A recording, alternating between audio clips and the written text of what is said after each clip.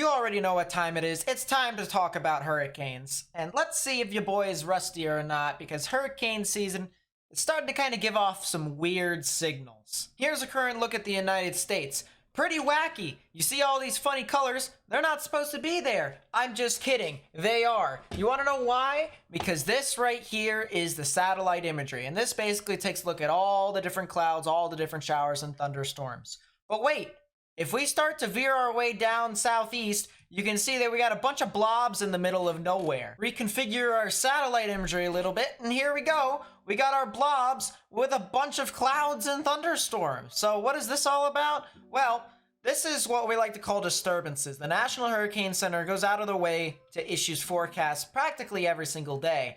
And they look at specific areas that have potential of becoming tropical, becoming hurricanes or tropical storms, depressions, whatever. Stuff that could potentially impact people, boats and stuff like that, even planes if they fly over it. And so we have a really interesting scenario to where we now have two areas to watch that could potentially become tropical. The first one is this one over here. This big red blob here has a 2-day tropical development chance of 50%. All right, so it's not bad, but as it continues to progress over 5 days, it actually has a higher chance, which is the reason why it's in that red. That's the kind of color coordinator that indicates as to whether or not it has a high, medium, or low chance of development. So we do have a relatively high chance of this bundle of thunderstorms over here, basically to the east of the Lesser Antilles, to potentially become tropical. Now, as this continues to move on through, once again, this giant cone is where it could potentially form over the next 5 days, so we could assume that that is where it's going to be heading off towards. Now, if you were to stare at this pretty hard, this is your giant mass of showers and thunderstorms.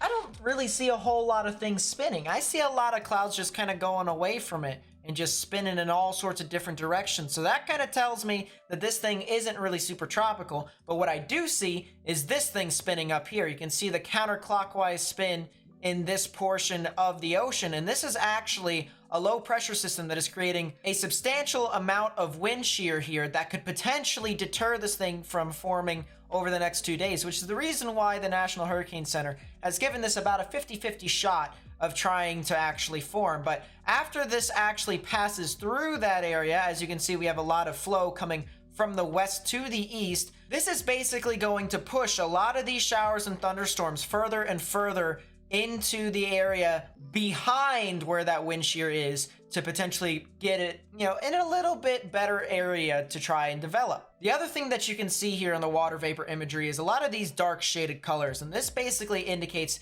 that there's a lot of basically dry air, and tropical systems don't really like that. They like everything to be moist, warm sea surface temperatures, and they like it to extend very low below the sea surface as well. And if you even have a little shred of that, that could create some issues for your tropical system in regards to its development. So it's got not only the wind shear tearing it apart so that it can't, centralize into one area, it's scattering it in all sorts of different areas, but it's also scattering those showers and thunderstorms into some other areas of dry air. And that can basically be your big inhibiting factors. If it can overcome that, then sure, we might be able to see our tropical depression, tropical storm, maybe a hurricane. We'll have to see as this continues to progress. But as of right now, it's looking really weird from a synoptic standpoint. And I'll dive into this a little bit further real quickly. Let's take a look at an Ascat scan. And that basically is when a satellite goes over and it passes over a specific area, it can look at the ground and estimate as to how fast the surface winds actually are and where it's going. And if you want a tropical system, you want it to be relatively circular. You want this pattern to basically have a little bit of a circle. Just for reference, and we're gonna talk about this a little bit later, probably a little bit something like that. But instead, we kind of have this oval characteristic, and that really isn't indicative of really a tropical storm, or at least a healthy one. You're gonna need it to cut off in some way. And we're starting to see a little bit of that. It's still relatively weak, especially on the southwestern side of this overall system. But you still have a lot of very strong winds on the northern side. And if this can just basically wrap around here and not be deterred by any wind shear, you could potentially be seeing a tropical system. But that's kind of the issue right now. It's too elongated. It's not really centralized into one spot. And so that's kind of the reason why we're not talking about a tropical storm right now, and potentially talking about one maybe a little bit later on. So now, since we discussed about what's currently happening right now, let's talk about what's going to be happening in the future with the models. And I'm going to talk about the GFS first, because the GFS is probably the weirdest model out of all of them, trying to figure out what's happening here. All right, so I'm going to show you the high resolution and why this is unlikely to happen, and I'm going to show you the other versions of the GFS with the spaghetti model. So let's take a look here real quickly. You can see at the bottom right hand part of your screen, you start to see a little bit of a low pressure system form, and you got these little circles with the ISO bars getting closer and closer, a lot more compact. And you see that as this continues to veer out, by sometime on Saturday, as it says at the bottom part of your screen, we start to really get formation of this tropical system. And now the GFS, weirdly enough, actually thinks that this thing is going to intensify rather rapidly, or rapid intensification in this instance, and go further and further, but then head out to sea. You can see Bermuda is actually right about right there, so it completely misses everything. But I'm telling you right now, this is more than likely wrong. Why do I think this is so wrong? Because that opinion of the GFS doesn't even match up with the other opinions that the GFS has. So why is this important? Why am I showing you this? Well, every single line is its own opinion that the members of the GFS actually has, and then puts it out on a map. So let's talk about this here real quickly. We have the outskirts of the Outer Banks all the way up here, barely can see it. You have the Lesser Antilles right here, and then you have all these different lines, all these different colors. And basically, if you take a look at the top right-hand part of your screen, all these numbers, the 900s, the 1000s, and stuff like that, that's your pressure in millibars. So that basically tells you how strong the tropical system actually is. And then, of course, you have the members, which are right next to it on the right-hand part of your screen, that basically tell you, all right, this is member number 1 or number 2 or number 3. So you see PO4, PO3, whatever. Then you see the 3 numbers right after it. That's the peak intensity of the member. All right, so that's when it's at its strongest during this time period. And then you see the pressure right next to it, whether it's 1007, whether it's 900 and something, whatever. But you kind of get the point here, and you see how the members are not exactly agreeing. I mean, you see a lot of greens, a lot of blues, barely any orange, and you see one red. That's it. The red is the one that I just showed you with that, the GFS and all the rain and stuff like that, and how it gets super strong. That's the only one. And so it's kind of weird to see how the GFS is pretty kind of inconclusive with its high res, but in all the other opinions about it, it says it's going to be relatively tame, maybe a tropical depression or storm, and maybe a high-end tropical storm to a hurricane is possible as it gets closer and closer towards Bermuda. That is definitely possible, but as for right now, in the short term, from right here, as we are currently talking about it, to where it gets north of the Lesser Antilles, north of Puerto Rico, I don't really see this thing intensifying any further than it has right now. Maybe it continues to maintain its strength, but it's just got so many different factors to kind of pair up with it. Now, you want to see something even funnier? The Euro model doesn't even show anything. Yes, that's right. The Euro model basically kills this entire event off. You can take a look and see, all right, well, you got your aforementioned tropical wave still moving. It's still there, still there. It tries to do something, but then it just kind of withers away. Doesn't really do a whole lot. So it's a tale between different models and different opinions. The Euro doesn't really fully agree. The GFS kind of just says it veers off. Why is that? Why is this happening? Well, let's pull up our PWatt values, or our total precipitable water values. And this basically tells you as to how much moisture there is within a given spot. All the areas in brown, that's your dry air that we were talking about on our satellite. And then, of course, once you start to get into the greens, the blues, and maybe even higher than that, that will be the higher values or more moist content within this specific area. So let's play this on through. You can see with the Euro, we still have a lot of dry air. And then the other interesting thing here is we got a bit of a trough that's digging on through outside of the coastline of the United States, paired with the other trough that we were talking about earlier, as well as our high pressure system right here, which is moving clockwise. You can see our wind shear is pretty clockwise there. So this is going to be dealing with a lot of shear that's going to be digging up from the north to the south, kind of displacing a lot of the showers and thunderstorms, as well as that dry air that's going to be aided by, by that wind shear. So let's see how this plays out. That dry air continues to linger across portions of the coastline.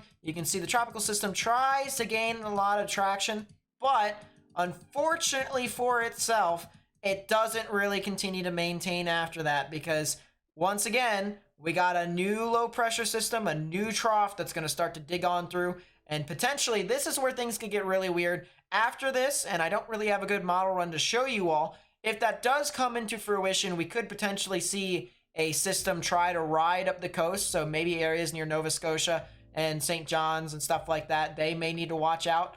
But other than that, this really kind of just loses itself a little bit as it continues to move on through. So with this system, not really entirely worried, especially since I'm not expecting this to make immediate landfall to any specific area in the United States, maybe even not even in the greater or lesser Antilles, but it's still something to keep in mind. All right, these models can change, and of course you guys already know the weatherman typically could be wrong, so we gotta react accordingly and still prepare ahead of time. So watch out for this one. So now that we got that out of the way, what about this thing?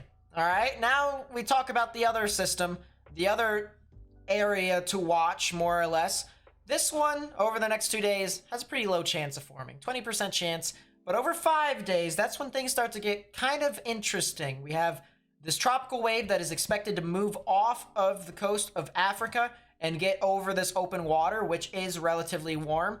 And we'll have to see how this thing basically maintains traction. But for the most part, I mean, you can see there is an abundance of showers and thunderstorms here. So it definitely has that. It's just whether or not it can tap into that and whether or not it can fight off all that dry air. So let's dive into that a little bit deeper here. Here's our aforementioned tropical wave. You can see there's a lot of precipitation along the coastline right now. But then once again, you see a lot of those darker areas out in front of that. That's a lot of dry air that could potentially, continue to linger throughout that area. So it's going to be a battle. It's going to be an interesting battle. There's not really too much wind shear here, except for on the northern portions of the actual tropical wave. So I'm expecting if there is going to be something, it is going to be somewhere along this area, along the MDR, particularly near the Cabo Verde Islands. So that is going to be something to watch. But other than that, not really too much to talk about with that one. Take a look at this here with the models on the right-hand part of your screen. You can see how this thing continues to try and maintain its intensity, maybe even intensify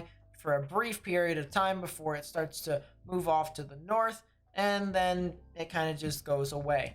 So that's going to be something to watch out for. It could potentially be another one right in behind it, but it's also could potentially move off to the north. Big reason for that is because we are going to get a high pressure system that's going to set in, and whenever it creates wind shear, its wind shear starts to spin clockwise. And so if you get a system, any sort of rain, any sort of showers that are to the southern side of it, it's going to get picked up by that high pressure system and then slung off to the north. So it's going to be relatively tame, not really too much of an impact to people unless if you're on a boat or if you're a fish in the water. So that is relatively good news here for much of the people on the mainland. Now, as for the long term, after all these little disturbances and stuff like that, let's try and figure out what actually happens there. And this is a good way to figure that out. Every single little cubicle here, you can see that this is across the equator. It's a terrible drawing by me, but you can see there is a cubicle, and each cubicle goes by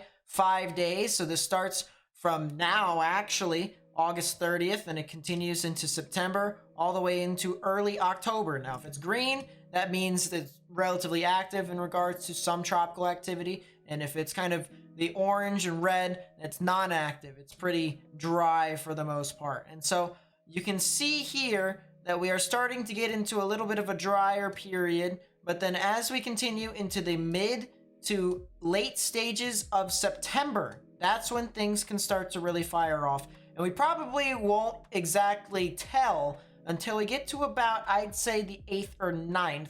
So that way, we can officially see as to whether or not we actually will be getting some relatively active time periods. So It's something to watch. We do have some just general greens. It's not like it's super dark green, but anytime you see green, it's going to be a little bit active. So those are going to be the time periods to watch. And of course, I'll keep you guys updated here on this channel.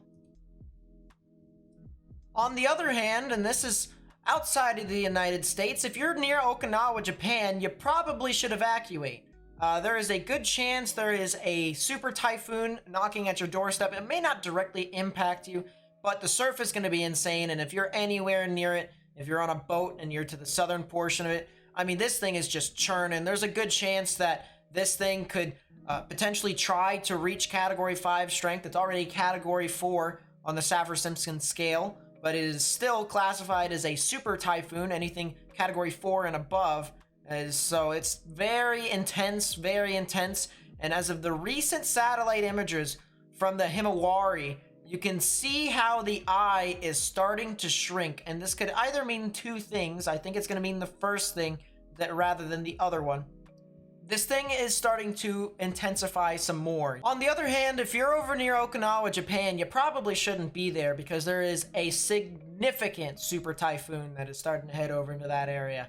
And it's starting to change its shape a little bit. And you can kind of tell because as you watch the center of this super typhoon, you can see the eyes start to shrink. And this can either mean one of two things. I think it's going to be the first thing, but the second thing should also be something to note. The first thing is that it's intensifying further. It's already a 140 knot typhoon or super typhoon, which gets it as close to Category 5 hurricane status as you possibly can.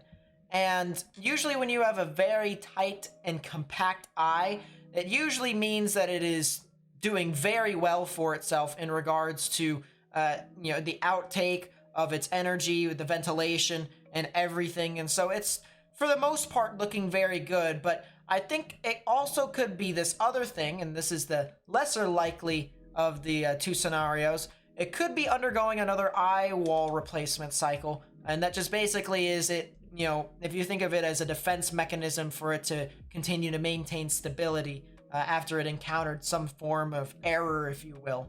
It's trying to basically recycle. So that's another thing to note here with the system. But you notice how symmetrical it is, especially in its early stages of it, of its satellite cycle. There you go, trying to spit out the word there. And you also notice it has some very nice ventilation. You can see these cirrus clouds, the CDO, if you will, with all its thunderstorm distribution, as well as the cirrus cloud and its distribution. It is very classic in regards to how it looks. Now, the one thing that I want to point out here with our satellite imagery, and these are some small things that you can pick up on, especially with tropical systems. You notice these little feathery clouds. These are our cirrus clouds that we were talking about here just a moment ago. You notice there's a lot of that on the eastern, the western, and the southern, but not any on the northern.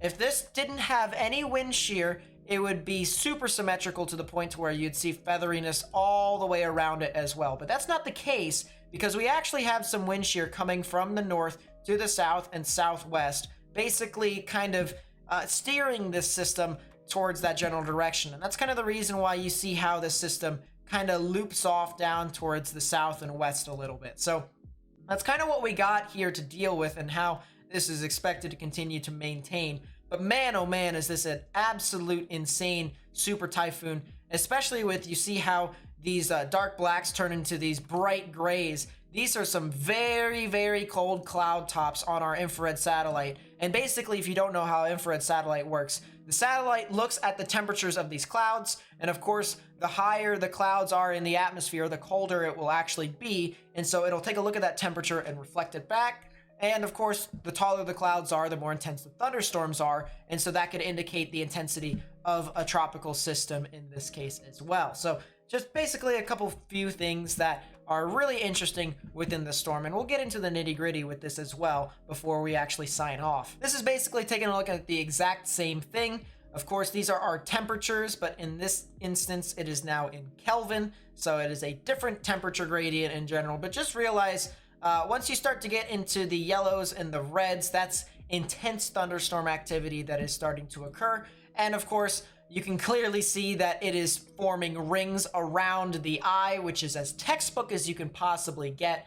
And so therefore, this is a well-defined, very well-defined tropical system. Now let's take a look at something a little bit more colorful, and let's go back to that Ascat scan real quickly. And you can clearly see, I mean, this thing is as symmetrical as you possibly can get. At the bottom part of your screen, that's the intensity of the wind. And of course, on the higher end of the scale you get, the more intense the wind actually is. And I mean, this just shows you how symmetrical, how intense, how absolutely insane this actual typhoon is.